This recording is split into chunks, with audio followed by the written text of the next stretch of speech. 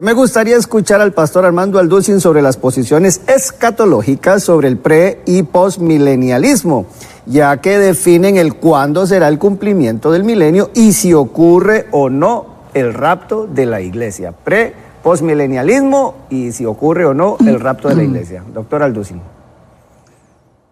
Perdón, y ahí hay una A, no sé si esa A será porque también dice pre, coma, A y post. No sé si la A... O el amilenialismo. Sí. ¿Será que hay amilenialismo? Puede ser. O los Sí, que no creen. Bueno, muy bien. No, hay de todo. Hay de todo. Cuando venimos a la Biblia encontramos la mente de Dios. La mente de Dios, dice la misma Escritura, que trasciende nuestra capacidad de pensamiento. Dios no piensa como nosotros, sus caminos son más altos que los nuestros. Y cuando comenzamos a enfocarnos en diversas doctrinas, sobre todo en la escatología, que es el estudio de las últimas cosas, nos damos cuenta que hay varios enfoques. Hay muchos teólogos que perciben la doctrina de la escatología con diferentes lentes.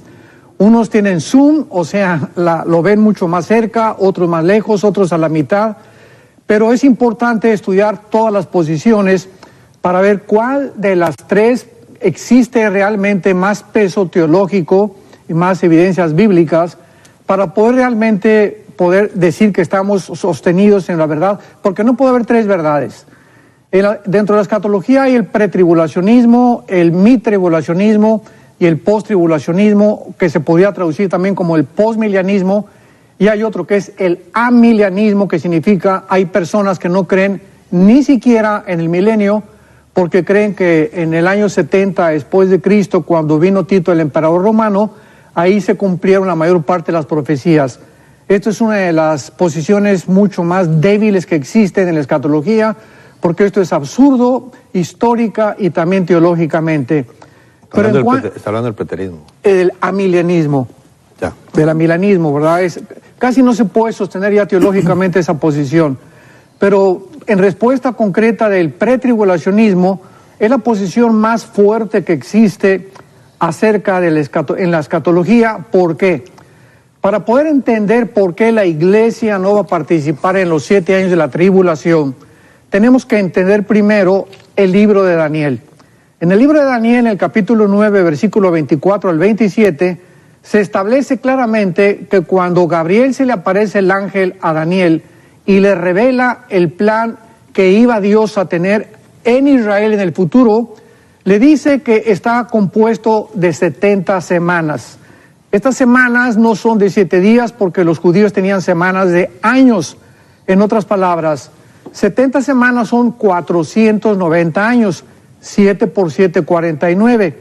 Y en esta profecía de Daniel 9, 24 al 27, se le explica a Daniel claramente que desde el momento en que se iniciara la reconstrucción del templo o de las murallas de Jerusalén hasta el Mesías príncipe, habría 483 años.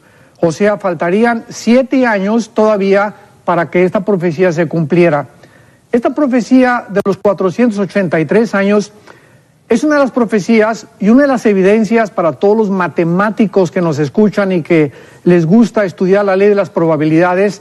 Es lo más impresionante que existe en la Biblia, porque se cumplió matemáticamente los 483 años desde el tiempo esto fue en el Nehemías capítulo 2, cuando el rey Artajerjes ordena la reconstrucción del templo, hasta el Mesías hay 483 años exactamente y matemáticamente, cronológicamente cumplidos. Muy bien, el Mesías muere y en ese momento Dios detiene el reloj profético. Ya no va a tratar Dios con Israel. Jesucristo lo dijo al entrar a Jerusalén: Jerusalén, Jerusalén, que matas a los profetas y no conociste el día de tu visitación. Y Jesucristo lo dice: hasta que ustedes digan Baruch Hashem Adonai Eloheim, hasta que ustedes digan bendito el que viene el nombre del Señor. Vemos hasta que Israel no va otra vez a regresar con Dios, ni Dios va a volver a tratar con Israel hasta que los judíos tengan una resurrección espiritual. Entonces, la iglesia es incluida en el lugar de Israel durante 2000 años, lo cual no significa que Dios ha terminado con Israel, porque tengamos cuidado con la teología del reemplazo, que se enseña que ya Dios no tiene nada que ver con Israel y que la iglesia es el Israel de Dios. Esto es absurdo. La iglesia está ocupando una posición temporal en el plan de Dios que se conoce como la época de la gracia o la época de la iglesia. Muy bien, esta época de nosotros tiene que terminar. ¿Por qué tiene que terminar? Porque Dios no ha terminado con Israel. Le faltan 7 años, que son precisamente los 7 años de la tribulación. Entonces la iglesia tiene que salir forzosamente del mundo para que Dios regrese a Israel, y lo podemos comprobar ya en el libro del Apocalipsis, porque ya la iglesia no aparece. Dios va a tener que sellar a 144,000 judíos étnicamente. En el capítulo 7 de Apocalipsis, Dios va a tener que levantar a 2 testigos judíos en la última fase de la tribulación, porque ahora Israel es el que está bajo el contrato de Dios y bajo el juicio de Dios, para que al final de la tribulación, dice Romanos 11, 25 al 26, Israel será salvo. No significa que todos los israelitas o todos los judíos, simplemente los que creyeron o pusieron su fe en Jesús como el Mesías. Entonces, cuando alguien dice que la iglesia va a pasar la tribulación, no entiende que la tribulación no le corresponde a la iglesia.